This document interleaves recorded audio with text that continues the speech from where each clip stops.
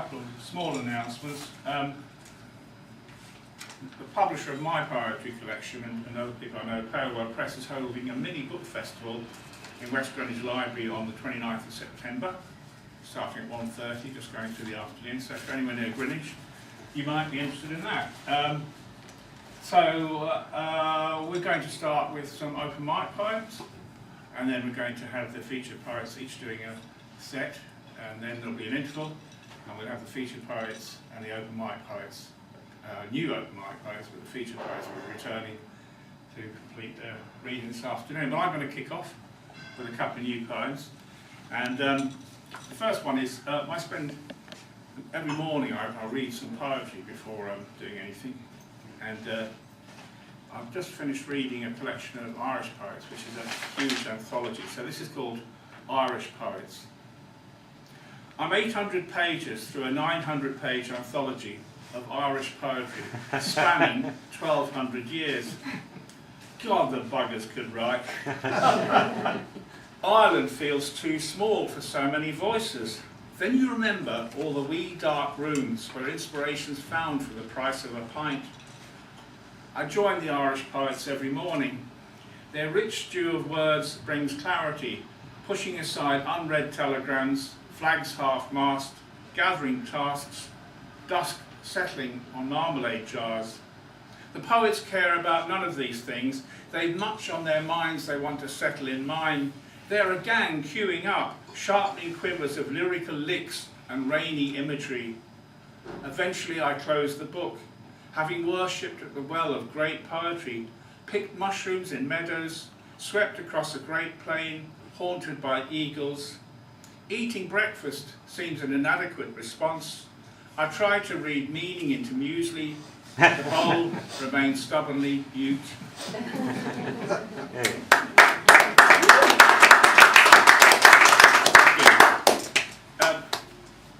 I spent some of this summer in Lesbos, the Greek island, and they have a lot of festivals there. Some of them date back to pagan times, but they've got a Christian orientation now. So this is just called Festival Day, sort of an alternative festival for the new times we're in. Let the mighty beast be sacrificed in honour of the saint, or at least a blood sample taken.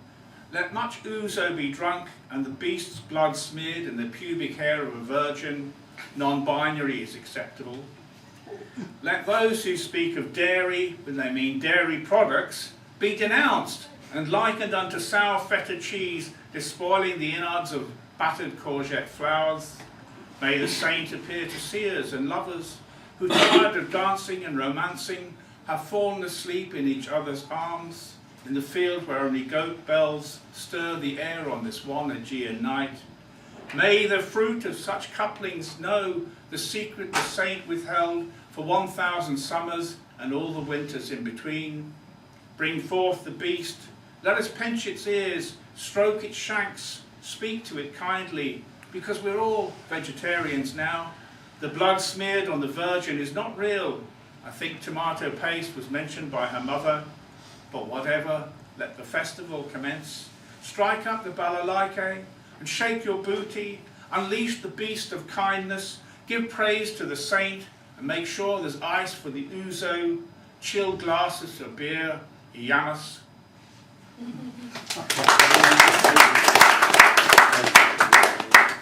So if you could follow my example, by not, of course, reading those two poems exactly, but by reading 2 poems if you're in the open mic spot, maximum 2 poems. So I'm going to introduce our first open mic reader. I'd like to welcome Keiron Butley, please.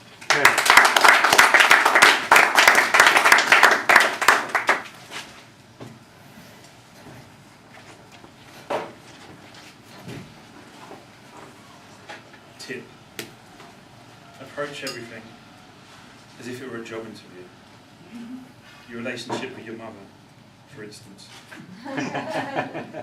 Each time you meet her, imagine yourself competing against other candidates for the position of her son. That's the only way to know for certain you're at your very best. The knowledge. Here's the plan. First things first. Create a disturbance in the heart of the Northern Line. No one will think anything of it at first. But then we begin. The north out of the way, the east will open up. An action will occur somewhere in Newham. Of course, Tower Hamlets we wear is aimed at them. No one cares for Newham, even the Newhamese. Needless to say, the action should be pinned on Dagenham. Everyone believed that, even Dagenham.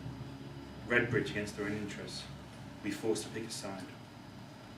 Keep an eye on Bunhill Fields, Kensal Green, Norwood, Nunhead, Highgate, Brompton, and Avenue Park cemeteries. If any difficulties emerge, it'll be from here. Nothing more will happen for approximately 7 days. Aldgate East should be split off from Aldgate. The circle and district lines must not touch. King's Cross is the jugular, I'm sure you don't need to be told. Liverpool Street, the Hand, and Euston, the Blade. Camden should be broken into between 7 and 10 new entities, non-contiguous if possible. I've seen all these things. All these things I've seen. If you could send me the dates that are best for you, that would be great. Any time in the next week.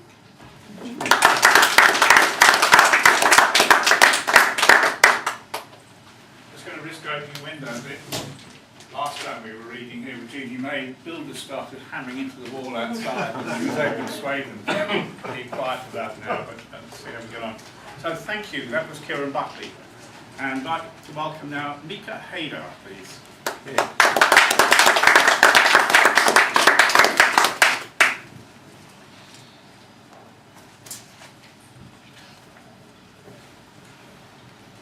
This poem is from my next book that would come out in January, hopefully. Just to say, I'm an Israeli and this is anchored in the situation and in being an Israeli. A pillar of salt. I've walked in your feet for many years, encountering the pain of parting. Just a glance back, another glance, and a crystal of tears cast. We became a pillar of salt, you and me. Pain without mercy, sorrow for those who were left behind, the ones who led the way. By the Dead Sea, I saw your eyes, the pulse of passing time. Your heart is still beating in your frozen body as I carry its echoes around me, inside me, to here, to now. As the sun is rising from the sea of tears, and new dawn is seen from Mount Scopus. Let's see with open eyes the seam that connects us. Let's bathe with compassion the seams that come between us.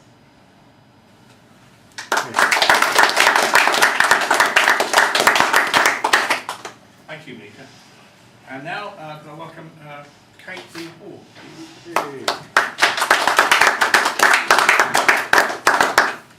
Expected to be on a bit later, because I wasn't first on the list, early on the list.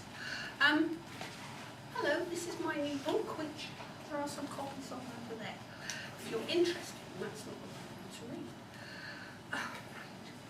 Okay, I'm going to read two poems. This one's called Mirror, Mirror. Have you seen her, my mother? She stands just behind me. Doesn't know she's a ghost, but I think she always understood haunting. She leans over my shoulder, full of disapproval, checking my syntax and my spelling, denying my truths because, of course, they're different from hers. You may have seen her in a gesture, or the colour of my eyes as they fade. She glares at me from the mirror, a reflection of our memories. but she could never see my lovely smile or my desperate need to please. This is the pool. It's the trees, because I know he likes it. No matter what we did, the trees came back through the floor in the basement. When we called the local authority, the council's invasive tree advisor told us that everybody was having the same problem. Even at the town hall, they had tried screwing metal plates down, using the strongest weed killer, chopped and sawed, but the trees just kept coming back, growing really fast like bamboo. They were ordinary trees, some deciduous, others were evergreen. It's like that Hitchcock film, she said. You know, the one where the birds take revenge, except it's trees. And she wanted to assure us that, of course, there have been no reports of the trees being aggressive or actually attacking anyone. They certainly were, but they certainly were quite incorrigible. Eventually, like most other people, we gave up and returned to a more simple life, a way of life in the forest. The ones who didn't wandered from place to place, trying to find somewhere to plug their phone chargers in. Thank you.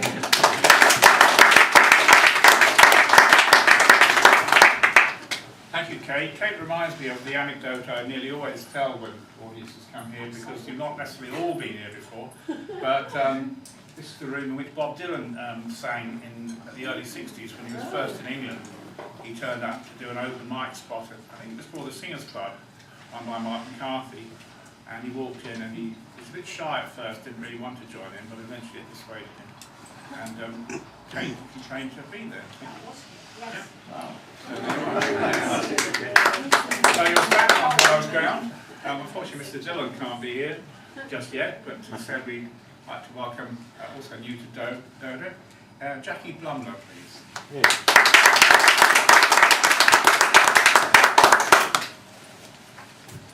Hi. This first poem is called Meditation on a Used Condom.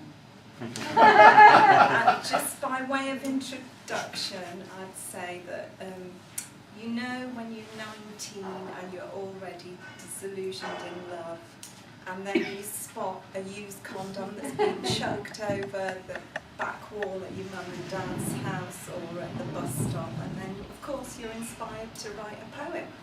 And this is the poem that I wrote when I was 19.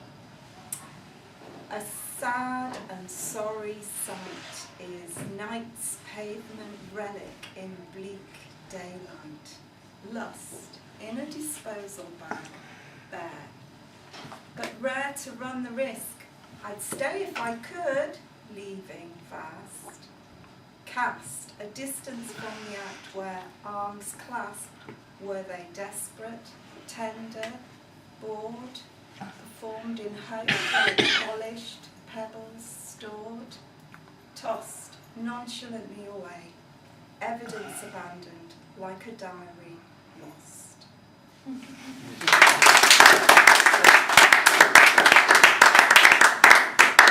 Did anybody here go on the women's march, the anti-Trump women's march when Trump was inaugurated? Yes. Okay, this poem's for you then. It's called The Women's March. Trump, as Sandra said, that great rump of a man, how dare he dump on us his pathetic excuses, his locker room ruses, all poison, no truces with him. This march, on this day, the clamour and the din. We want our day in the sun, a lie that girls just want to have fun.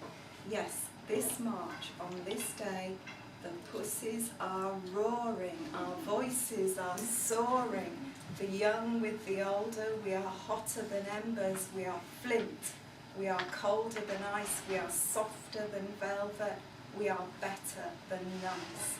We are women, we have joy, we give life to every single boy. You need to honour that debt, you need not to forget. Hold my hand, the air is gyrating with colour, with banners vibrating. and Mexican wave after wave of chanting that rises. We're women. We don't need your prizes. Yes, on this day, on this march, we are seen. Who we are, who we always have been.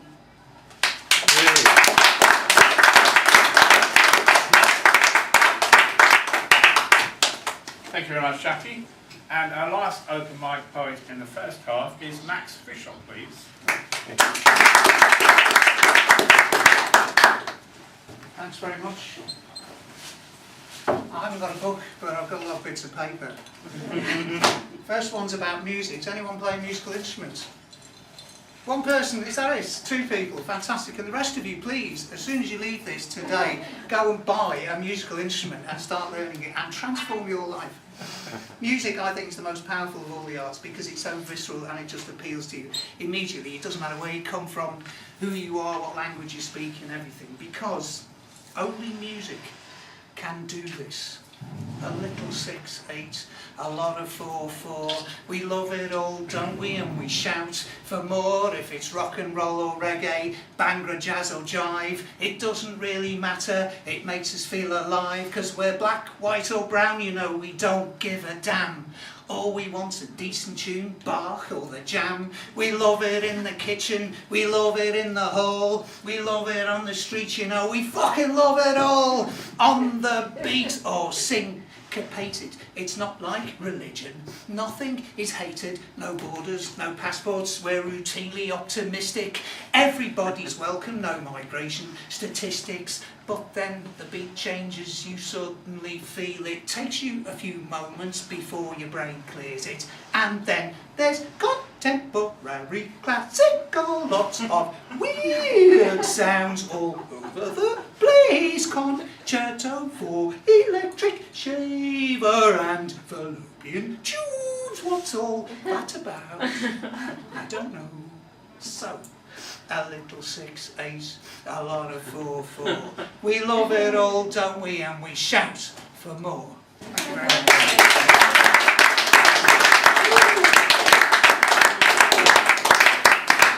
Thank you. And this other one is about art, really, or not art, whichever you prefer as you interpret it. It's got 2 titles. You can either call this one Artless, or the one I prefer, which is 1 for all for one, and 3 for £1.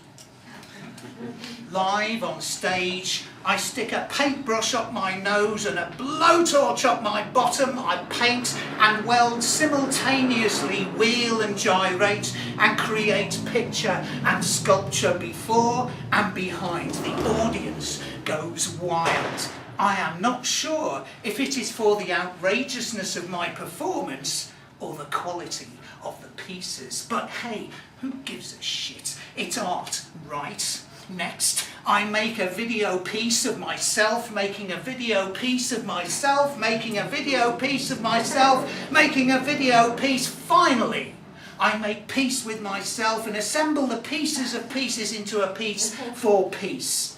Now all is well with the world. Art has won. Musically, I conduct the kitchen orchestra of dishwasher, washing machine and blender. Sometimes I bring in the photocopier for harmonies. A frenzy of rhythmic clanking, spinning, humming for hours on end until my edginess credentials are sparkly clean and the puree is perfect. The problem with this is that it is conceptual art and so requires a forklift truck. Meanwhile, I have made little bottles of highly concentrated distilled artistic righteousness which I plan to use on the far right, the far left, the far centre and mice. Something tells me the mice may be immune, but I will soon embarrass them into complicity by threatening to expose them in a TED talk entitled Clickbait Alert, Austerity and Art, How Mice Got Rich. They soon come round and squeak their support. This is truth art. for the Edinburgh Festival, I culturally appropriate the pain and suffering of 47 carefully chosen identity groups and internalise them over a period coincidentally coinciding with the festival. My show comes with a warning that there will be chanting, ranting and panting from the start, but there isn't. I was being post-ironic. Art or what?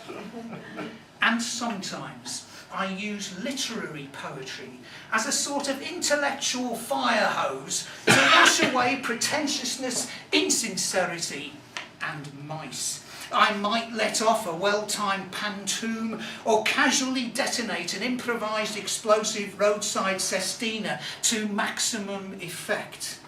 This is attack art, the best kind. Thank you very much.